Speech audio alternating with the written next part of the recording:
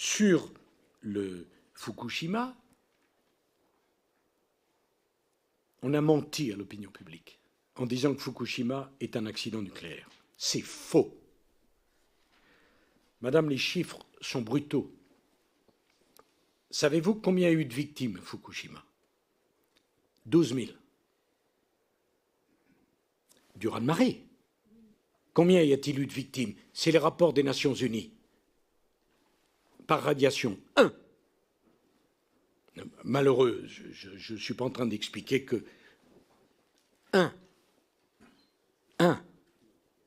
Bon.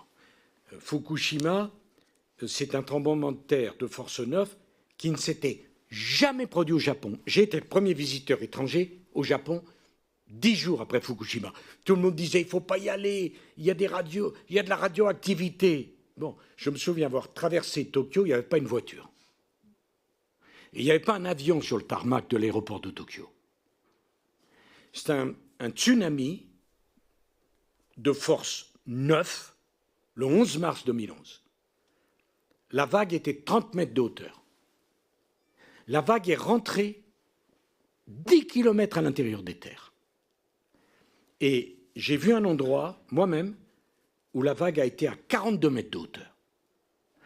Et la vague a explosé les groupes électrogènes de secours de la centrale, qui sont tombés en panne, ce qui a conduit à une destruction du système de refroidissement et à la fusion du réacteur qui a tenu. Il y a eu des émanations, il y a des émanations. Les autorités internationales ont mis l'accident au niveau 7, comme Tchernobyl, mais les conséquences n'ont rien à voir. Tchernobyl, c'est un accident nucléaire.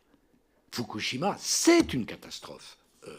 D'ailleurs, il y a eu pour 12 milliards de travaux après Fukushima sur les centrales françaises, puisqu'on a mis des groupes diesel de secours, on a mis des réserves d'eau ultime, enfin bref, on a changé ça. Mais au Japon comme en France, c'était l'hystérie. Alors au Japon, on peut le comprendre, parce qu'ils étaient sonnés. J'ai vu le Premier ministre qui m'a dit « je ne peux plus tenir, on va arrêter le nucléaire ». Je lui ai dit « je t'en supplie, prends un peu de temps ». Je comprends, mais il y avait une émotion. Mais en France, c'était... Fessenheim, il croyait quoi? Un tsunami sur le Rhin? Donc c'était ça l'état d'esprit.